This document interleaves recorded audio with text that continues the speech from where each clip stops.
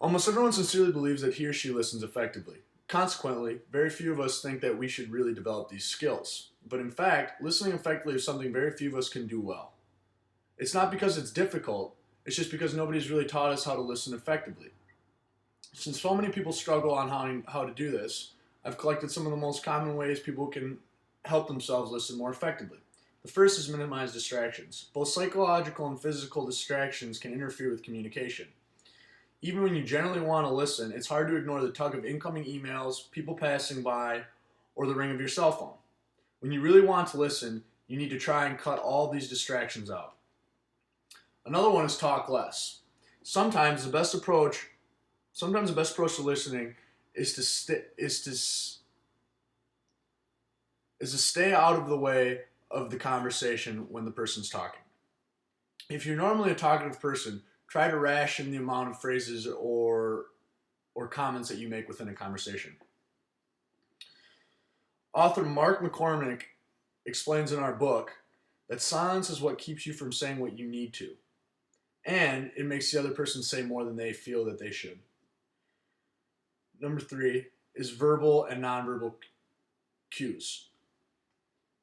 Be sure your nonverbal cues encourage the other person. Like I said before, try not to interrupt. And if you must ask a question, make it brief and then encourage the person to continue afterwards.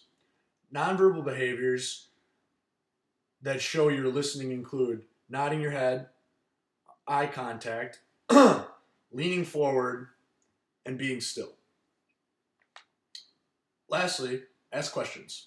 Since questions are genuine requests for information, they can be a terrific way to gather facts, details, and clarify messages, and encourage the speaker to elaborate. There are several reasons why communicators listen. Excuse me. Sometimes you listen for information. In other circumstances, you need to evaluate others' arguments critically. And lastly, from time to time, you need to listen as a way of helping others solve their own problems. Here are some examples of listening at different levels. Listen for content. This is the most common type of listening. We use informational listening to understand a variety of messages accurately. Phone numbers, instructions, and problems are definitely examples of this in the workplace. 2. Evaluative listening.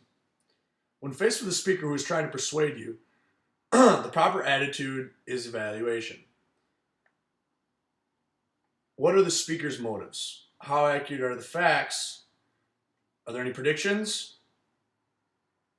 And what are they trying to persuade you to do? Are perfect examples of questions you should be asking when you're listening in an evaluative sense. 3. Listening to help.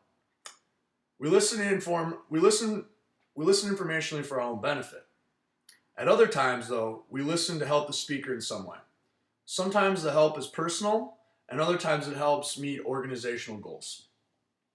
By understanding which way you're trying to listen, you can help gain a better understanding and help grasp information more effectively.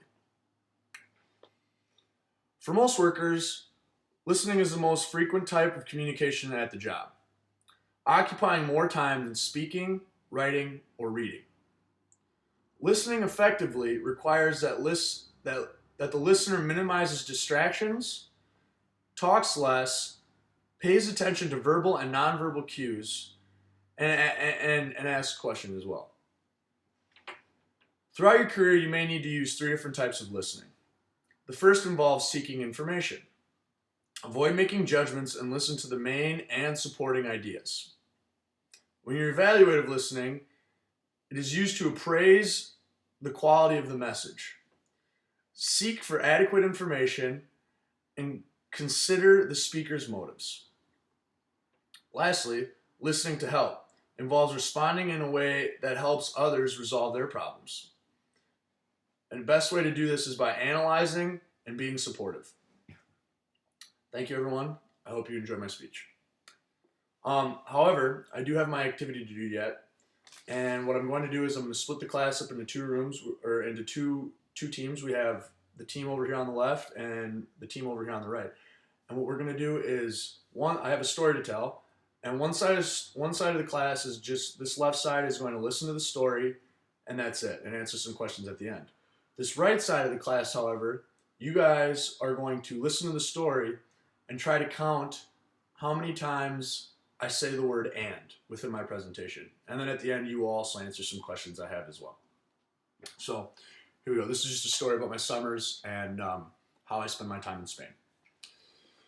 Each summer, my family and I travel to Spain for a couple weeks to a month to visit my mom's side of the family. All of her siblings and cousins live there, in the cities of Barcelona and Vitoria.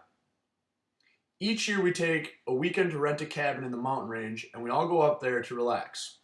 Usually we'll go hiking, and sometimes we'll rent dirt bikes and go riding. Visiting my family there is something I really love doing because it's a chance to see friends and family I don't get to see very often. It is without a doubt the highlight of my summer and usually the year. One day I hope to move there and get a chance to experience working and getting to see my family more often. Real simple short story. One side of the room, the right side, that was taking care of the ands and counting those. I'm going to give you these questions. I'm also going to give the same questions to the other side of the room. And for the right side, I want you to write down, obviously answer the questions, and also write down how many times I said the word "and." And the left side, you guys just answer the questions. And what I hope this demonstrates is how sometimes, when you're bored and you're listening, you start to become distracted by other thoughts, or if a speaker has some sort of gesture that they do, you kind of get distracted by that. And what I hope that this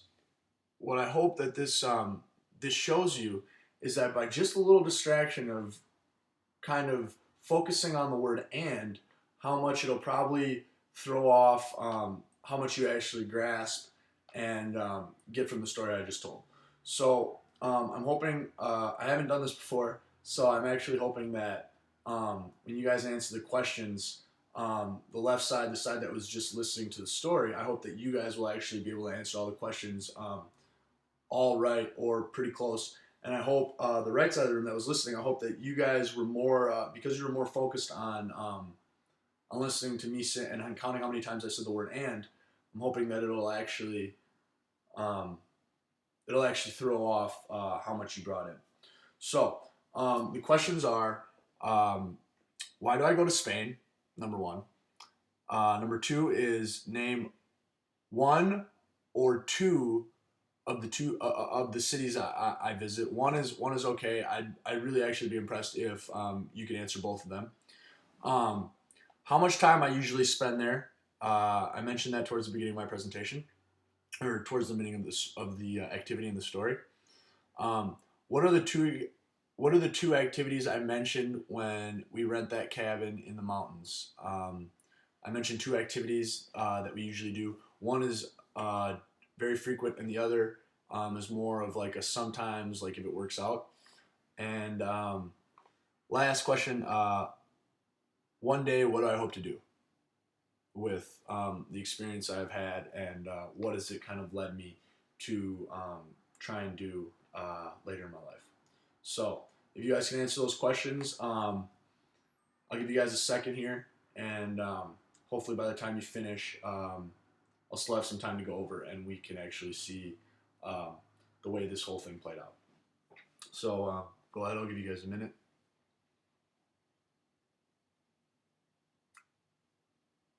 Okay, well, why do I go to Spain? The answer for that, well, first of all, the amount of ands that I mentioned in the story was 10. It may not have seemed like it, but there was definitely there's 10 of them in there I counted. For the questions, why do I go to Spain? Obviously, to visit friends and family. The two cities that I visit are Barcelona, which is probably one that most of you caught because it's a major city, and the other is Vitoria, actually Vitoria-Gasteiz. 3 is how long do I usually spend there? Anywhere between 2 weeks to about a month, somewhere around there. 4, what are the two activities I do when I go to the mountains? This was probably one of the more difficult questions.